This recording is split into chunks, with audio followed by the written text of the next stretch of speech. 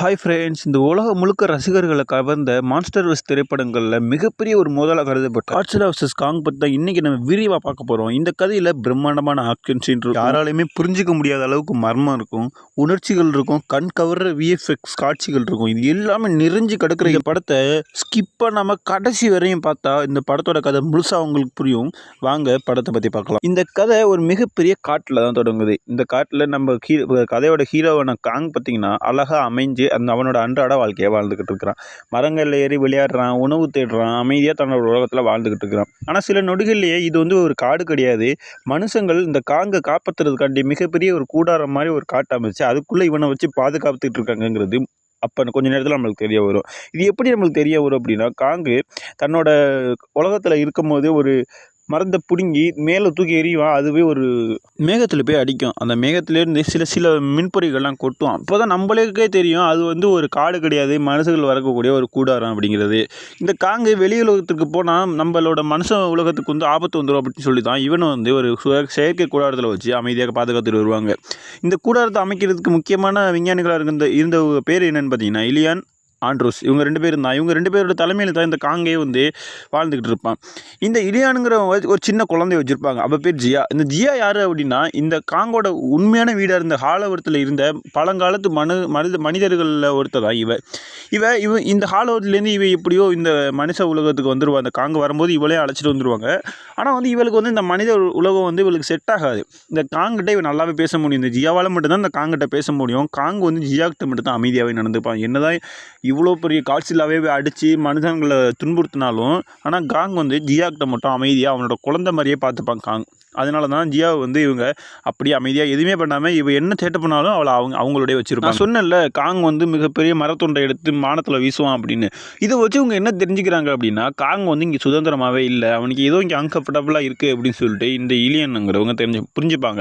அதே நேரத்தில் மற்றொரு உலகத்துக்கு போனால் பென்சாகோல் நகரில் அமைஞ்சிருக்க அப்பெக்ஸ் சென்ட்ரிஸ் அப்படிங்கிற ஒரு நிறுவனத்தில் திடீர்னு ஒரு எச்சரிக்கை ஒலிக்குது. சில நொடிகளிலே கடல்லிருந்து காட்சிலா சும்மா இல்லாமல் அந்த நிறுவனத்தை எந்த ஒரு காரணமே இல்லாமல் தாக்க ஆரம்பிக்கிறான்.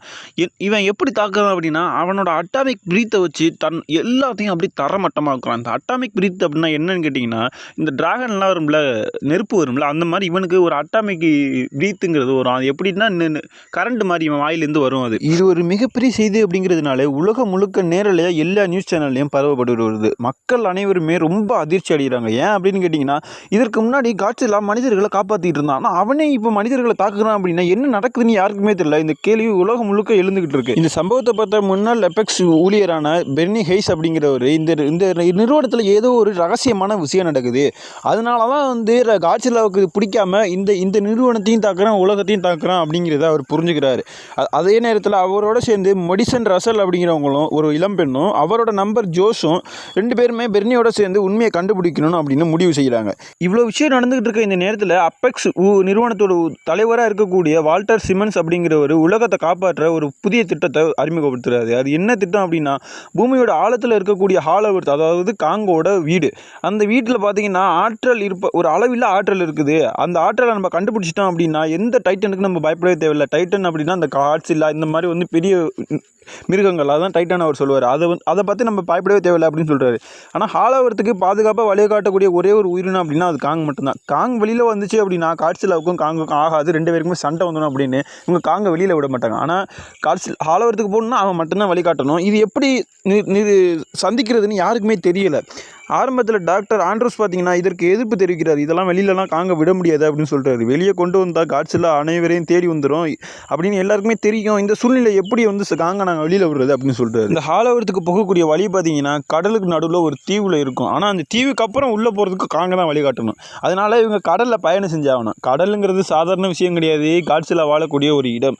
இந்த இடத்துல பார்த்தீங்கன்னா ஒரு பெரிய கப்பலில் பெரிய சங்கிலியால் கட்டுப்படுத்தப்பட்ட காங்க ஒரு பிரம்மாண்டமான கப்பலில் ஏற்றப்பட்டு கடலுக்குள்ளே போக ஆரம்பிக்கிறாங்க. இதில் யார் போகிறா அப்படின்னா, இந்த இலியன், ஆண்ட்ரூஸு, இந்த இலியானோட இருக்கக்கூடிய ஜியாவும் அவங்களோட பயணிக்கிறார்.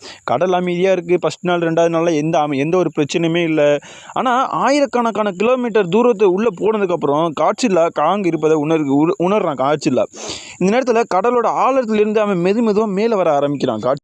அடுத்த சில நொடிகள்லேயே உலகம் முழுசாக எதிர்பார்த்துக்கிட்டு இருந்த வரலாற்று சிறப்புமிக்க மோதல் தொடங்க ஆரம்பிக்குது. அது என்ன அப்படின்னா, காட்சில்லாவுக்கும் காங்குக்கும் சண்டை வரப்போகுது இந்த நேரத்தில் தான். ஏன் அப்படின்னா, காட்சில்லா இருக்கிறத காங்கு பார்த்துட்டான், காங்கு இருக்கிறத காட்சில்லாவும் பார்த்துட்டான். இந்த நேரத்தில் 2 பேருமே ஒன்றா சமங்கமிச்சிட்டாங்க. ஆனால் இப்போ என்ன பிரச்சனை அப்படின்னா, காங்கு வந்து ஒரு பெரிய சங்கிலியில் கட்டப்பட்டிருக்கான். அவனை அவுத்துட்டான் அப்படின்னா, காங்கு தண்ணிக்குள்ளே போயிட்டான்னா காங்குக்கு என்ன பிரச்சனை வரும்னு தெரியாது. இது மிகப்பெரிய ஒரு பிரச்சனையாக அமைஞ்சிருச்சு.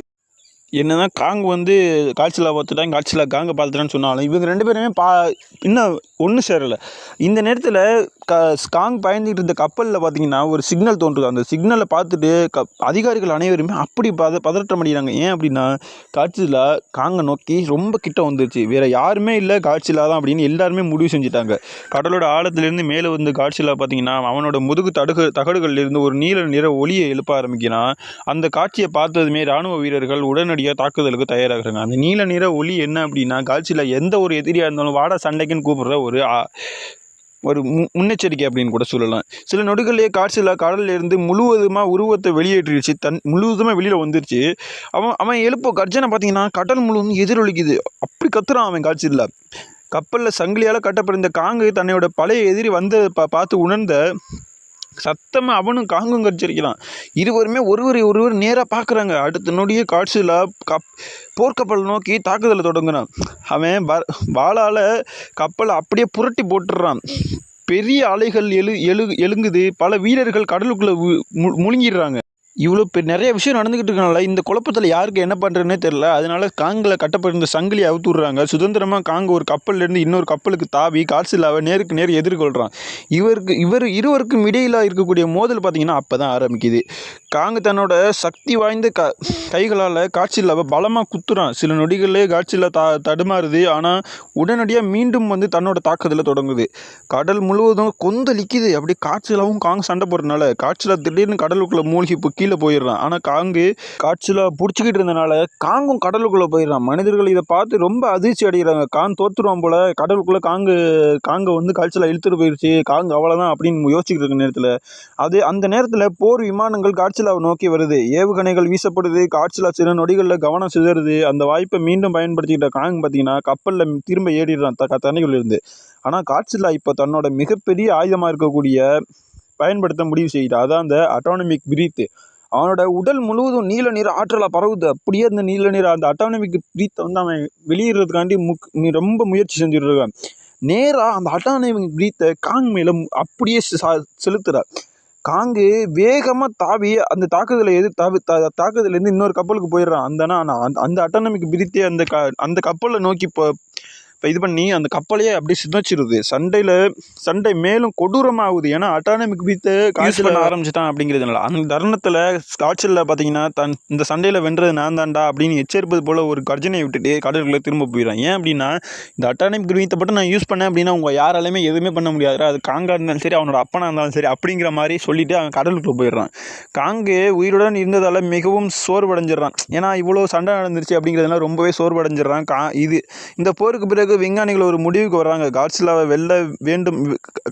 வெல்லணும் அப்படின்னா ஹாலோவர்த்துக்கு இருக்கக்கூடிய மர்ம சக்தியை கண்டுபிடிச்சே ஆகணும். இதுக்கு முன்னாடி ஒரு சில சந்தேகங்கள் இருந்தாலும் இந்த வாட்டி கண்டிப்பாக முடிவு செஞ்சிடறாங்க. ஹாலோவர்த்துக்கு போயே ஆகணும், அந்த சக்தியை நம்ம கண்டுபிடிச்சே ஆகணுங்கிறது கண்டிப்பாக முடிவு செஞ்சுட்டாங்க. அதனால் கப்பலில் இருந்த தன்னோட பயணத்தை தொடர்ந்து அண்டார்டிகாவை நோக்கி போய்கிட்டே இருக்காங்க. அங்கே பூமியோட ஆழத்துக்கு செல்லக்கூடிய ரகசிய நிலவாயிலில் அவர்களுக்காக காத்துக்கிட்டு இருந்த அங்கே இருந்த வீரர்கள்லாம் பார்த்திங்கன்னா இவங்க வந்தோடனே அந்த பயணத்தை ஆரம்பிச்சிடுறாங்க.